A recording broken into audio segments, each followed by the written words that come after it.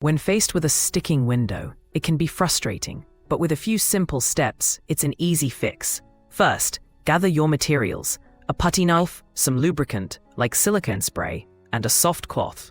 Start by checking for dirt or debris in the window track. Use the putty knife to remove any buildup gently. Next, spray the lubricant along the track, ensuring it gets into all the crevices. Move the window up and down a few times to distribute the lubricant evenly. Finally, wipe away any excess lubricant with a cloth. Share your own window repair tips in the comments below.